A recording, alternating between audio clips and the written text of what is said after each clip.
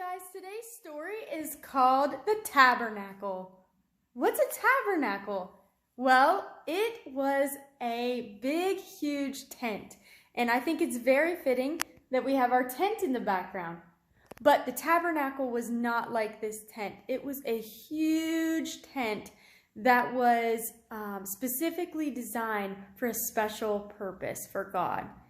God wanted the Israelites to make this big, huge tent called the tabernacle so that he could dwell among his people. He wanted to dwell among them. That's so exciting, right? Yeah, so that's what the people did. He gave specific instructions. Bring this, bring that. People who can do this, who can do that, come and help build this tabernacle so that I may dwell among you. So that's what they did. The story of the tabernacle starts in Exodus 35 and goes clear to the end of the book. You can read it. It's very detailed. It's an interesting story, but it's pretty long.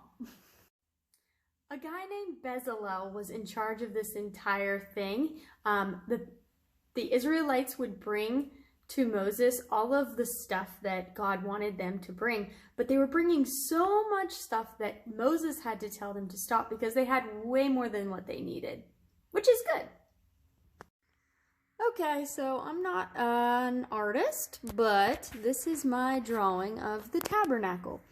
So this right here is the tent of meeting, as they called it, and it is surrounded by fabric clear around, making like a courtyard in here. This is all made so that it's portable because the Israelites were on their way to the promised land. So they had to be able to pack this thing up and move it to the next place they were going. So the tent of meeting is actually divided into two rooms called the holy place and the most holy place. The Israelites were not allowed to enter the most holy place because that is where God would actually come down and dwell. Only the high priest was allowed to go in once a year. So there was also specific instructions to put a table right here by the entrance for burnt offerings, and then a basin of water for them to wash their hands and feet anytime they would go into the tent of meeting. So it was set up kind of like this, and like I said, it was portable so they could move it and take it with them.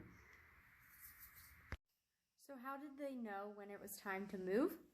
Well, there was a cloud that would come down over top of the tabernacle that would lift up whenever it was time to move.